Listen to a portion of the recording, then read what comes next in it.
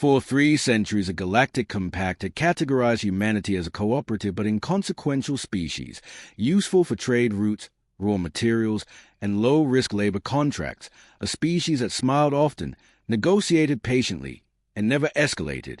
And on the day the realization finally struck, it began not with a battle but with a meeting. A routine Security Council session aboard the neutral station Cassus Prime where delegates argued about border skirmishes like merchants haggling over spoiled grain, and the human representative Daniel Mercer sat quietly at the long crescent table listening while the Volaf admirals snarled about increased patrols near human space, dismissing concerns of the casual arrogance of a species that had never lost a war. And the Telnari observers whispered that Earth should be pressured into compliance because humans had always yielded before, always chosen compromise over confrontation. And Mercer did not interrupt, did not raise his voice, did not even look offended. He simply waited until the room exhausted itself, and when he finally spoke his tone was calm, almost weary, as he said that humanity formally withdrew its guarantees of limited engagement, a phrase so bland it barely registered, and the council chair asked for clarification, and Mercer explained that for generations humans had restricted their military doctrine,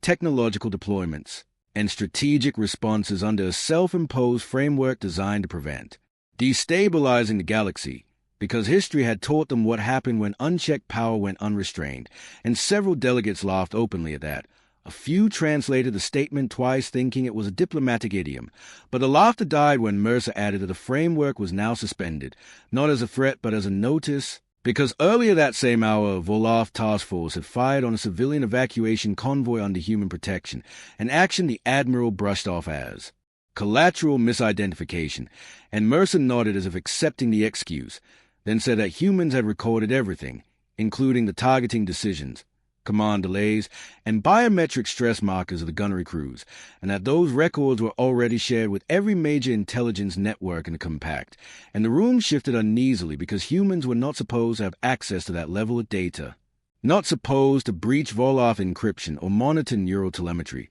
and Mercer continued, explaining that this was not new capability, merely unused capability, because humanity had spent the last 200 years building systems not for conquest but for restraint, layered redundancies designed to keep their own worst instinct in check, and the council chair attempted to regain control, declaring that threats were inappropriate, and Mercer gently corrected him, saying this was not a threat, it was context, and then the station alarm sounded, not the shrill cry of an attack, but the deep harmonic tone reserved for system-wide anomalies, and reports flooded in that every Volaf fleet asset within 5 sectors had simultaneously lost navigational authority, drifting safely but helplessly as their command corps accepted external oversight, and engineers screamed that there was no breach signature, no hostile code, only an override older than their own operating standards, written in a logic architecture that assumed systems would resist and planned around it centuries in advance, and the Admiral rose from his seat in fury demanding explanations, and Mercer looked at him with something like regret and said that humanity had always believed the greatest danger was not other species but themselves, that every weapon they designed was first tested against their own capacity for cruelty, and so they built locks, social, political, technological locks, and they shared none of them with the galaxy because they did not trust anyone to understand why they were necessary. And as panic spread through the chamber, new feeds appeared showing human ships emerging from fold points across contested regions, not in aggressive formations, but in containment grids, precise, measured, overwhelming in scale yet eerily disciplined, and analysts realized with dawning horror that these were not war fleets being mobilized in haste but assets long prepared, crews trained, supply chains established, exercises run in secrecy under the guise of disaster, response and humanitarian drills, and the Telnari ambassador whispered that the human ships were positioning themselves between combatants, enforcing ceasefires without firing a shot, and Mercer confirmed it, saying humanity would now enforce peace directly, not through treaties that could be ignored but through presence, and someone asked how long humans had been capable of this, and Mercer answered honestly, saying since before their first contact, since before they ever left their solar system, because fear of themselves had driven them faster than fear of the stars, and as the Council watched the galaxy shift in real time, borders freezing, fleets pacified, supply lines rerouted under human coordination, the realization finally settled like a weight on every delegate, that humanity had never been weak, never been behind, never been naive. They had been careful, deliberately quiet, holding back not because they could not act, but because they knew exactly what would happen when. They did, and the day ended not with a declaration of war or victory, but with a single line added to the compact archives, a revision to humanity's classification, changing cooperative minor species to strategic stabilizer class unknown, with a footnote that spread through the galaxy faster than any fleet, stating simply that provoking humans was no longer considered a survivable error. In the weeks that followed the meeting at Casas Prime, the galaxy did what it always did when faced with something it did not understand. It argued, analyzed, denied, and quietly panicked, and for the first time in recorded interstellar history, those reactions were being guided not by the loudest empires, but by human traffic control nodes that appeared overnight at critical junctions. Unobtrusive platforms broadcasting politely worded advisories that somehow every navigation system obeyed. Without question, and analysts across 100 species tried to map the human intervention pattern only to discover there was no single doctrine, no rigid formula, just an unsettling consistency rooted in anticipation rather than reaction, because every flashpoint the humans moved to stabilize was one that intelligence models said should have erupted months or years later, and on Earth, far from the eyes of the galactic media, the people who had built this quiet dominance did not celebrate. They worked longer hours with grim focus, and in a reinforced complex beneath what had once been the Ural Mountains,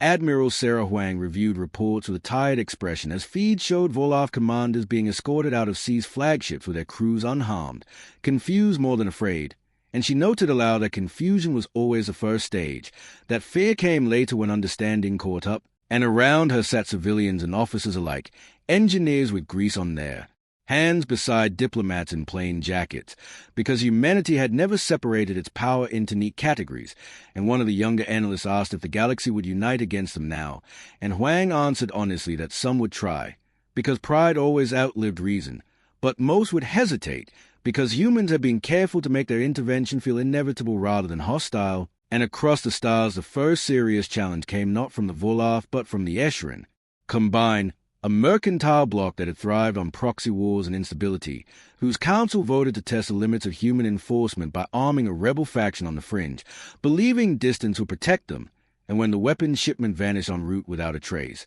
replaced days later by a detailed invoice listing serial numbers, manufacturing flaws, and ethical compliance violations, the Escharon laughed and paid the fine, assuming the matter closed, until every one of their trade. Algorithms began returning losses as routes subtly shifted away from them, customers finding alternative suppliers without knowing why, and within a month the combined economy contracted by 12% without a single sanction ever being announced, and fear crept in then, not the explosive fear of invasion but the slow dread of irrelevance, and alien scholars began revisiting old human records, cultural archives once dismissed as primitive media, finding patterns they had ignored, stories, obsessed with restraint, with heroes who chose not to use their full strength, myths warning that power unchecked destroyed both enemy and wielder, and a Telnari historian named Keshra addressed a closed symposium admitting that humanity's greatest weapon was not technology but self-mistrust refined into discipline, and while these realizations spread, the human presence continued its steady work, escorting refugee convoys, dismantling pirate havens with surgical arrests, mediating disputes by presenting solutions so thoroughly modeled that refusing them felt irrational, and yet there were cracks beneath the calm, moments when human crews stared a little too long at battlefield simulations they had never been allowed to run at full capacity, and Captain Miguel Alvarez aboard the containment ship Resolute confided to his second that it felt like holding back a tide with bare hands, because every system he commanded hinted at deeper layers still locked away, and the second asked what would happen if those locks failed, and Alvarez replied that was the one scenario no human planet ever allowed themselves to game out, because some doors were not meant to be open even in theory, and as months passed the Galactic Council reconvened under drastically altered dynamics, seats rearranged not by power blocks but by compliance history, and Daniel Mercer returned to the crescent table to find far more eyes watching him now, not with contempt but with calculation,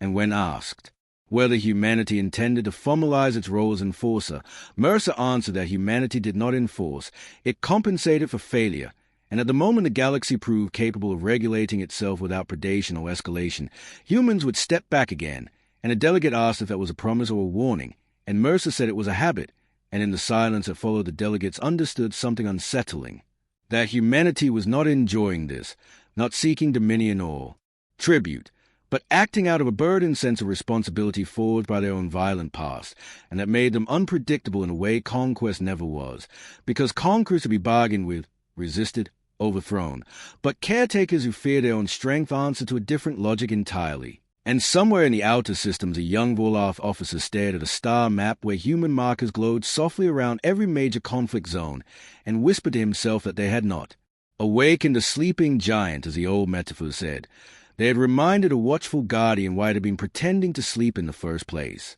The third phase began quietly enough that many species did not notice at first, because there were no new fleets deployed and no additional advisories issued, just a subtle shift in how information itself moved through the galaxy, and it started when independent researchers realized that predictive models supplied by human mediation teams were no longer merely accurate but self-correcting, adapting to social, economic, and even emotional variables in real time, and when questioned about it, human analysts responded with mild confusion, explaining that the models had always done that. They had simply never shared that layer before because it required a level of transparency most governments found uncomfortable, and that discomfort spread fast as leaders understood what it meant, that humanity was no longer reacting to galactic behavior but anticipating it with unnerving precision. And on the world of Virel Prime, a regional governor canceled a planned crackdown after receiving a human forecast that detailed not only the uprising that would follow, but the names of the children who would die in the first hour, and the governor accused the humans of psychological warfare, to which the response was a simple data packet showing identical projections run internally decades earlier for human history, including events they had failed to prevent, and the implication landed hard that these systems were born from regret rather than ambition, and meanwhile resistance did form. Because it always does, coalescing not around ideology but around fear of being managed, and a loose coalition of mid-tier powers convened in secret, agreeing that humanity's restraint was itself a weakness, that a decisive show of force would expose the limits of human control, and they chose their test carefully, a synchronized military exercise near protected migration corridor, betting that humans would hesitate to intervene directly, and for a moment it seemed they were right as no. Fleets appeared and no advisories were broadcast until the exercise began, and every participating vessel experienced cascading system delays, nothing catastrophic, just enough to disrupt timing, formation, and command cohesion, and as confusion mounted, the corridor filled with civilian traffic that had been rerouted there intentionally, forcing the coalition to abort without firing a shot. And only afterward did they receive the human explanation that the delay algorithms were originally designed to prevent human pilots from acting on adrenaline in high-stress environments, and had been reproposed temporarily, and that reproposing was already logged, audited, and scheduled for removal, and this meticulous accounting unsettled the coalition more than a show of force ever could, because it meant humanity was policing itself even while policing others. And within human space the strain was becoming visible as debates once confined to closed rooms spilled into public discourse, with some arguing that continued restraint was no longer sustainable, and others warning that the galaxy was growing dependent in ways that mirrored humanity's own darkest eras, and Admiral Huang addressed a global assembly admitting that there were disagreements, that there always had been, and that the very systems now stabilizing the galaxy were designed to function even if humanity itself fractured, because no single leader or faction was trusted with absolute authority, and that admission echoed far beyond Earth as alien observers grasped the scale of what humans had built, not an empire but a distributed conscience enforced by math, history, and a deep-seated fear of repeating their own mistakes. And the turning point came when a long-dormant signal was detected from beyond known space, an automated probe broadcasting an ancient warning in fragmented code that matched early human deep space languages almost perfectly. And when translated, it described a civilization that had achieved total predictive control over its region and collapsed not from rebellion but from paralysis, unable to act without model confirming zero risk. And the probe's final line stated that restraint without renewal became another form of extinction, and human councils went silent as they absorbed it, because the message mirrored debates they had been having for generations. And when Mercer addressed the Galactic Council again, he did not speak of power or enforcement, but of choice, stating that humanity would begin transferring segments of its predictive infrastructure to joint oversight, not as a gift but as a test, because the galaxy needed to learn to carry the weight of foresight without surrendering agency, and the reaction was immediate and divided, with some species recoiling in fear and others leaning forward with cautious hope. And in that moment, many realized that the greatest danger had never been humanity's hidden strength, but the possibility that one day they might decide the burden was no longer theirs to bear. And as the session ended, a junior clerk updated the compact archives once more, adding a second footnote beneath humanity's classification, noting that their continued restraint depended not on capability but on trust, a resource far rarer and more fragile than any weapon the galaxy had ever known. Trust proved heavier than any fleet as the fourth phase unfolded, because once humanity opened even a fraction of its predictive infrastructure to joint oversight, the galaxy was forced to confront itself without the comforting illusion that chaos was unavoidable, and the first shared node was established on a neutral station rebuilt specifically for the task. Staffed by mixed species teams under human supervision that was deliberately quiet to the point of discomfort, and at first the alien delegates treated the system like an oracle, feeding it questions about trade disputes, border tensions, population shifts, only to grow frustrated when the outputs included probability ranges and ethical impact assessments instead of clear orders, and human facilitators patiently explained that certainty was a trap, that their own history was littered with disasters born from leaders who demanded guarantees before acting, and this philosophy clashed hard with galactic norms where authority was often absolute and dissent fatal, and cracks appeared quickly as some governments attempted to manipulate inputs to justify pre-planned actions, only to find the system flagging those attempts publicly with annotations referencing historical parallels from dozens of species, including humanity's own worst eras, and outrage followed as leaders accused humans of embedding moral bias. To which Daniel Mercer responded that bias was unavoidable. The only question was whether it was hidden or acknowledged. And while politicians argued, the system quietly saved lives,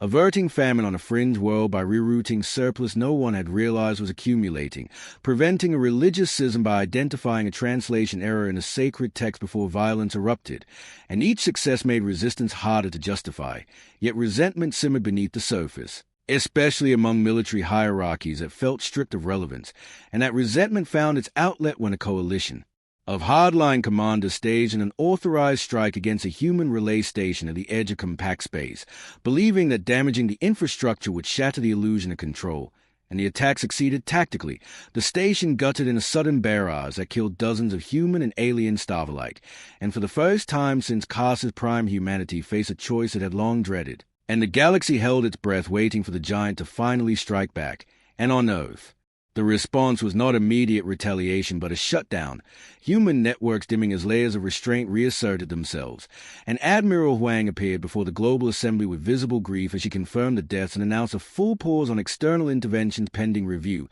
And panic spread faster than relief ever had, because within days old conflicts reignited, piracy surged, border skirmishes flared, and species that had grown accustomed to human buffering realized how thin their own safeguards were, and alien leaders flooded human channels with pleas and accusations in equal measure, demanding protection while blaming humanity for dependence. And in that storm, Mercer addressed the Council one last time before the blackout completed, stating that humanity would respond to the attack, but not in the way anyone expected. And when communication resumed weeks later, the retaliatory action was revealed not as annihilation, but as exposure every commander involved in. The strike finding their own governments confronted with irrefutable evidence of corruption, falsified threat reports, and suppressed dissent that had driven the decision, evidence released not by humans directly, but by the joint oversight system itself following its own protocols, and regimes fell without a single human shot fired, replaced by unstable but hopeful coalitions forced into transparency by their own populations. And the galaxy learned then that humanity's most devastating response was not violence, but the removal of excuses, stripping away the lies that made aggression seem necessary. And yet the cost was clear in human space, where memorials filled with the names of those lost at the relay, reminders that restraint did not make one immune to pain. And as the dust settled, quiet understanding spread, that humans were not holding back because they feared losing. They were holding back because winning too completely would leave nothing worth saving. And the question no one dared ask aloud was how long a species could carry that burden before deciding the galaxy was not ready for the kind of guardianship that demanded such relentless self-denial.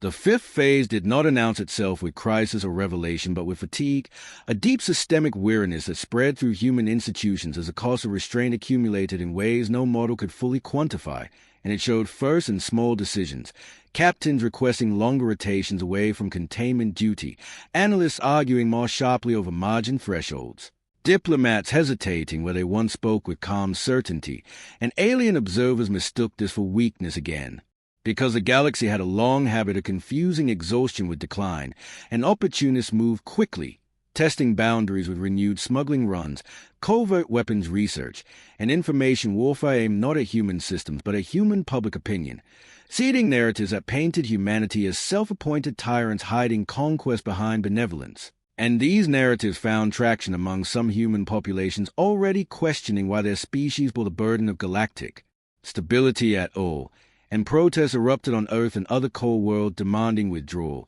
demanding that humanity finally choose itself over an ungrateful galaxy, and the human councils allowed these voices to speak, even amplified them, because suppression had always been the first step toward becoming the thing they feared, and in that openness alien strategists saw their chance, coordinating a multi-vector destabilization plan designed to overwhelm human patience rather than their fleets, triggering simultaneous crises across dozens of systems, knowing humans would feel compelled to respond everywhere or nowhere. And for the first time, the predictive infrastructure showed red not for probability of failure but for moral overload, a warning state few outside human circles even knew existed. And Admiral Huang convened an emergency session that included not just officials but randomly selected civilians, a practice rooted in ancient human democratic theory. And she laid out the situation without filter, admitting that humanity could end the chaos decisively by removing entire layers of galactic autonomy for a generation, but that doing so would confirm every fear their critics voiced. And the civilians asked the question professionals avoided: how many would die if they stepped back? How many freedoms would vanish if they stepped in fully? And there were no clean answers, only ranges and trade-offs. And as the galaxy teetered, an unexpected voice entered the debate. From the Telnari, the same species that had once dismissed humans as negotiators without teeth,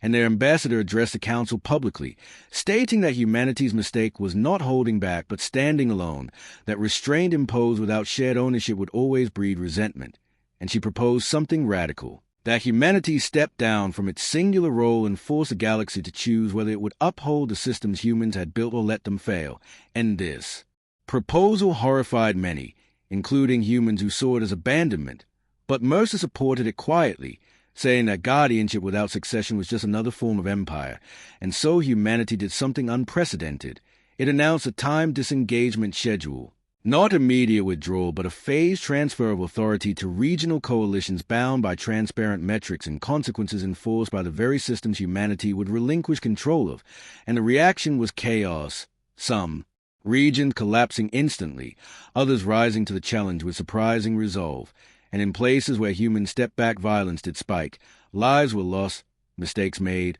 and those losses weighed heavily on human conscience. But something else happened too. Species long accustomed to outsourcing restraint began enforcing it themselves, not perfectly but earnestly. And human observers recorded these developments with cautious hope, and when a particularly brutal warlord attempted to exploit the transition, he was stopped not by a human fleet but by a coalition of minor species citing human frameworks as precedent. And for the first time since Cass's prime, humanity watched the galaxy choose order without being forced, and the relief was palpable but fragile, because this was no victory, just proof of possibility. And as Admiral Huang signed the next disengagement order, she remarked to her aide that holding back had never been about hiding strength, it had been about teaching others that strength was meaningless without the will to restrain it, and whether that lesson would endure without human hands on the wheel remained the unanswered question that defined the era. The sixth phase arrived with a clarity that surprised everyone, because after so much uncertainty the line finally sharpened,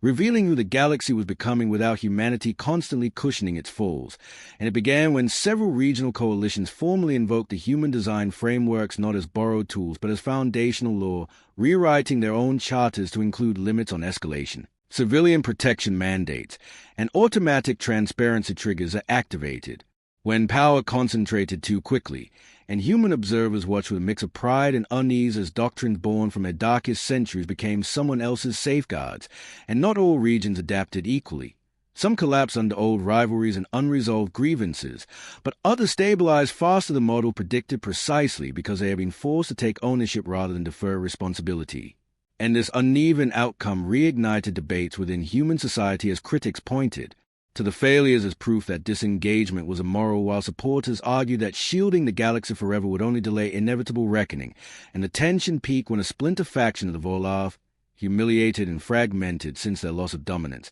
launched a desperate campaign to reclaim relevance by openly rejecting the new order, seizing a densely populated trade nexus and threatening mass casualties unless humanity returned as guarantor, believing correctly that humans would not ignore such suffering. And for a long moment it seemed they were right as human fleets mobilized instinctively before halting mid-deployment, understanding restraint protocols, and the galaxy watched in disbelief as humans did not intervene directly but instead broadcast a single message to every regional coalition, stating that this crisis would be the test of everything transferred so far. And the response was chaotic but real. Fleets from species that had once barely cooperated converging with uneven coordination, arguments flaring even as they advanced. And when they arrived at the nexus, the engagement was messy, costly, and painfully human in imperfection. Yet it worked. The warlords defeated not by overwhelming superiority, but by collective refusal to yield. And as the last hostages were freed, the coalition commanders publicly acknowledged the human frameworks that had guided their actions,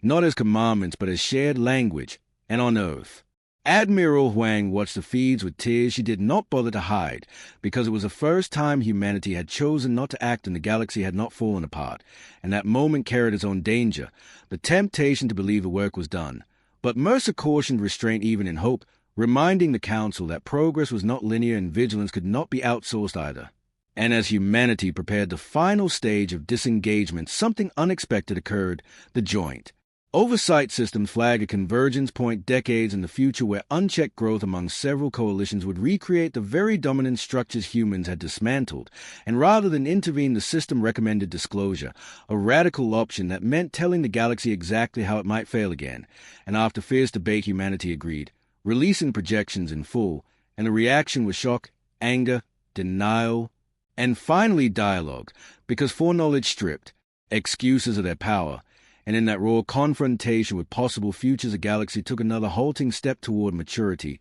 and humans understood then that holding back had never been about silence or secrecy, but about timing, knowing when to act and when to trust others to act for themselves, even if they stumbled. And as the stars settled into a fragile new equilibrium, humanity stood not above the galaxy or apart from it, but slightly behind, watching closely, ready to help but no longer, pretending that only their hands could keep the darkness at bay. The seventh and final phase was marked not by a single decisive event, but by an absence, the quiet proof that something once indispensable had become optional. And years after the disengagement schedule completed, the galaxy continued, imperfectly, noisily, sometimes violently, but without collapsing into the kind of cascading ruin humanity had always feared. And on Earth, the institutions built for guardianship gradually transformed into archives, educational bodies, and ethical watchdogs whose greatest task was reminding their own people why those systems had existed in the first place. And Daniel Mercer retired from public life with little ceremony, giving one last address in which he said that history would probably get it wrong, that some would remember humanity as cowards who hesitated and others as tyrants who interfered, but that the truth would live in quieter places, in the fact that fewer children across the stars grew up under bombardment, that more disputes ended in negotiation because escalation was no longer reflexive, and across the galaxy alien societies slowly integrated the hard lesson humanity had embodied rather than preached, that power without restraint destroyed meaning, and restraint without trust destroyed hope. And there were still wars, still atrocities, still moments when human fleets were requested and refused, but there were also moments when they were not needed at all. And Admiral Huang, older now and long removed from command, visited a small memorial near the ruins of the relay station that had once been attacked, standing among names etched into stone that few outside humanity remembered, and she reflected that holding back had never been about fear of others, but about fear becoming something smaller by winning too easily.